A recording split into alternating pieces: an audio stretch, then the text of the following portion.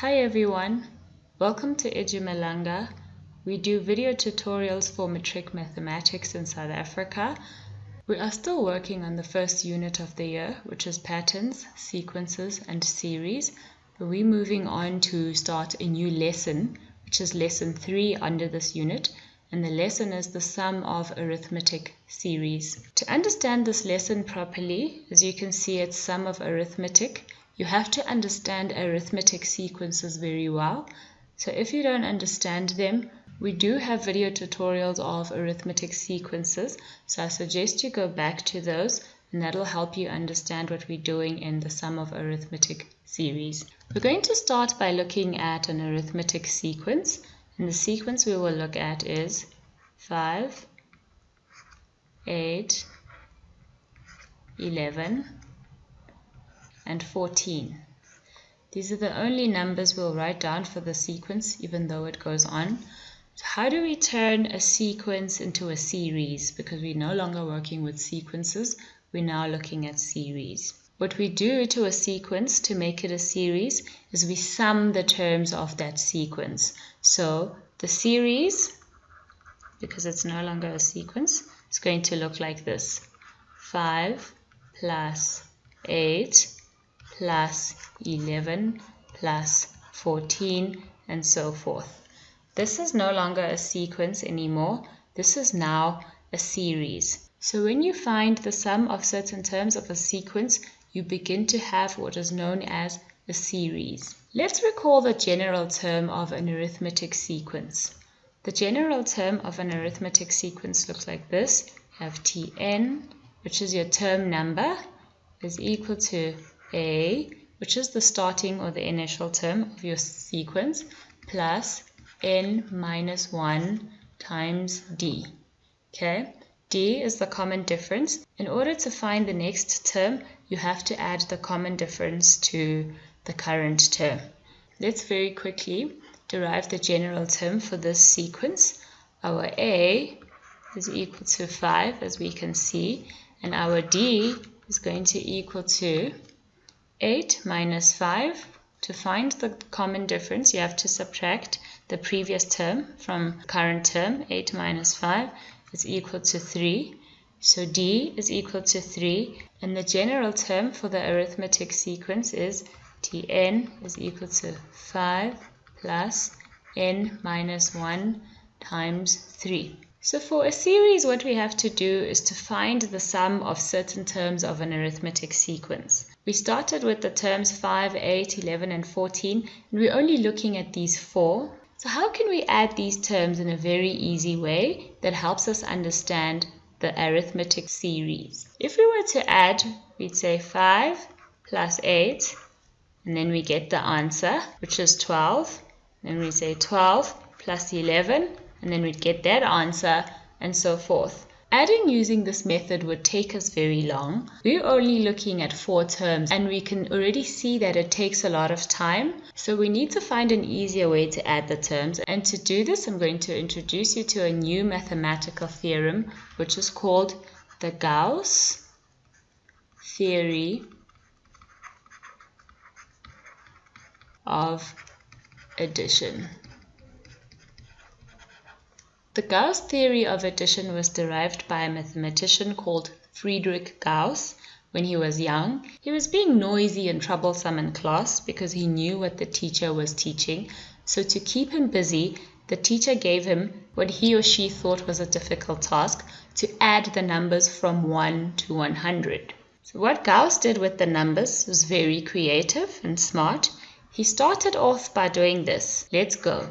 Numbers to 100. He said 1, 2, 3, ... going all the way, and he went 99 to 100. And then he swapped them around. So he had again numbers to 100, but this time he started with 100, and he went down 99, 98, ... to 1. And he summed the numbers up when they were swapped around. What he noticed was that the corresponding terms will always add up to the same number, which is 101. 1 plus 100 gives you 101. 2 plus 99 also gives you 101. 3 plus 98 is 101. And this sum occurs when you have 2 times the numbers to 100. So this is the theory of addition that we're going to use for our series. Let's now write the actual series down. The series that we are looking at, let's write series to 4 terms as they are. It's equal to 5 plus 8 plus 11 plus 14. And let's swap our numbers around. Series to 4 again. We're rewriting it, but we're starting with the last term and ending with the first term. So 14 plus 11 plus 8 plus 5. And what is the sum? 5 plus 14, that's equal to 19, plus 8. 8 plus 11 is also equal to 19. Again, we have 19 plus 19. So 2 times the sum to 4 series, because there's 2 of them, is equal to 19 times 1, 2, 3, 4. To 4 times 19. Now we've used the actual numbers of the series to demonstrate how rewriting it and adding will give us the same number. Can we find the same thing when we are looking at variables? So let's get started. Sum to 4. The first term of an arithmetic sequence is A, and then your second term would be A plus D, because you add your common difference. And then your third term would be A plus 2D, because you add another D. And your last term, if you're only doing sum to 4, would be A plus 3D. And you would stop right there. Okay, let's rewrite it now, starting with the last term and ending with the first term. Have A plus 3D plus A plus 2D plus A plus D, and the last term is plus A. If we add these, we again have series to 4. So you have 2 times series to 4, because you have S4 plus S4. So it's 2 times S4 should equal to 2A plus 3D. That's correct. And you have again A plus A, D plus 2D. You have plus 2A plus 3D. And if you add again, as you continue, you'll find 2A plus 3D, and it'll go on, and you'll get a fourth one over here. I just can't fit it in my page. Sorry about that, guys.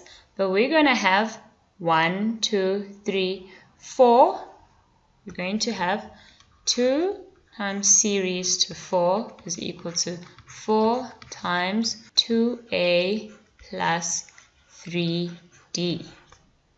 This is starting to look like some kind of an equation that we can perhaps make into a general term. If you remember what we were doing for sequences, we've got S to 4. If we were to make 4 equal to n and substitute, we'd have 2Sn is equal to, this is also n, okay, times 2A, 3, yes, plus n minus 1 times d.